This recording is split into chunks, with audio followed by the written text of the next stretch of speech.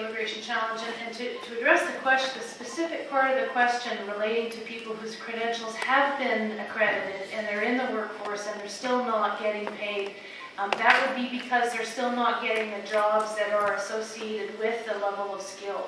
And one of the things that has become absolutely clear is that one of the biggest single barriers to that moving up, whether it's the corporate ladder or in the manufacturing sector, remains language. And when you're in a workforce, if you cannot communicate or cannot in either direction with your peers, that is one of the most significant barriers to moving up to the pay that you deserve. And so a significant part of the Liberal platform is in fact for much enhanced language training. We can talk about all the different aspects, but your question specifically was, once somebody is in the workforce and they're still not getting paid enough, we know, as a business person, I know, having employed people, I know that one of the biggest challenges is once you're in the workforce, language remains a critical barrier. And we know that that's a significant part to ultimately income and the ability to provide for one's family, and that has a multiplier effect. So for us, a big part of this was in fact to significantly enhance the language training for those who are in the workforce and want to continue to... Thank you very much. Before I described in the question there, when I finished business school, they said, get international experience. So I left Canada for about 8 years. I worked in Germany, I studied there, I worked in France, and I studied there as well, and I spent 3 years in Hong Kong. When I tried to come back to Canada, I couldn't find a job. I sent out about 100 resumes, and I'm convinced that the reason was is that they didn't know what I had done. Well, what have you done in Hong Kong? No one could sort of identify what my experience was. And ultimately, I had to take a job that paid me about a third of what I had earned prior to that. And I couldn't even afford to rent a house, actually, to put up my family. So I can empathize with that, and it comes back quite often to that Canadian experience. Unfortunately, a lot of employers, they look, well, what have you done here in Canada?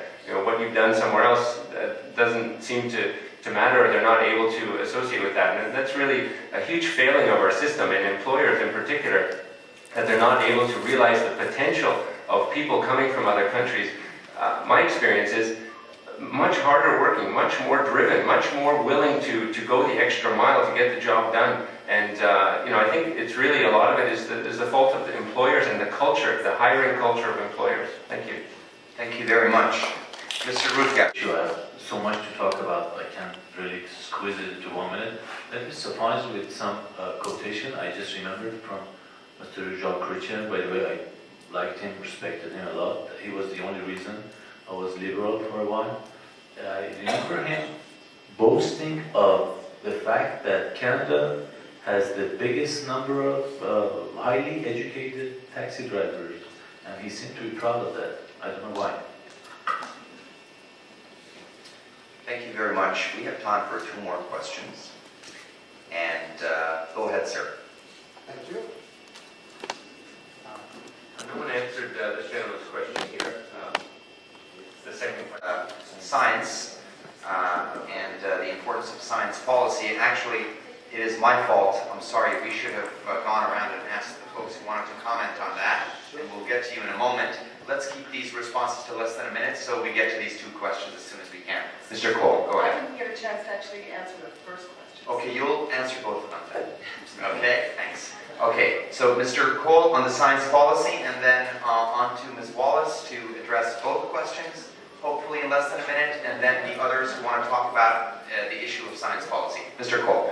Just briefly, I couldn't agree more with the question that if we want to move away from being a natural resource or resource-based economy, just content to export raw logs to other countries and content to export our resources, we're not achieving the potential that we can achieve. We need to invest heavily in science and technology. One of the things that the Green Party is advocating for is a green venture capital fund, which will be a $1 billion fund which new enterprises can tap into for what we say the green collar economy. New technologies such as geothermal, such as solar energy, wind energy, low impact hydroelectric. I mean, there's all kinds of industries out there that we are not capitalizing on at all right now. Like I said earlier, we've missed about 10 years in developing these new technologies, and we're having to import now these products from other countries when we could be producing them here in Canada with the proper investment and the proper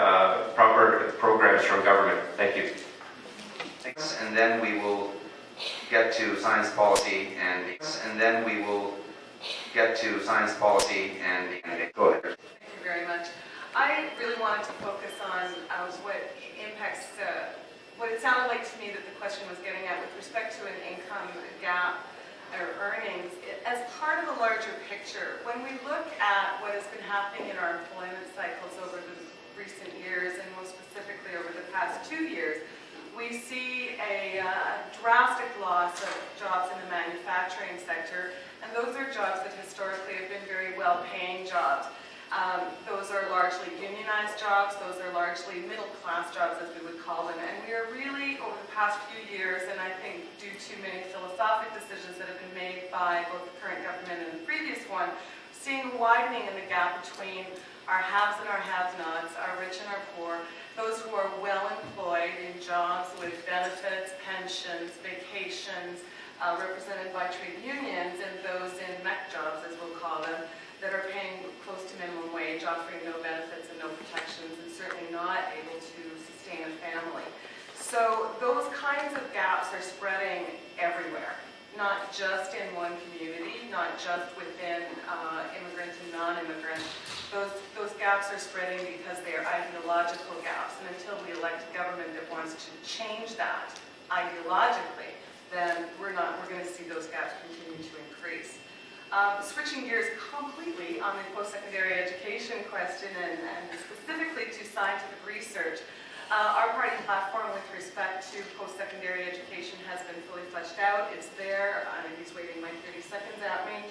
But I do want to draw particular attention to the promise that we have made with respect to medical students in particular. And we are committed to funding a program that would waive the tuition for a family practitioner, a family doctor, provided they stay a family doctor for 10 years. And that way hoping to get Canadians the family doctors that they need. 5 million Canadians do not have a family doctor.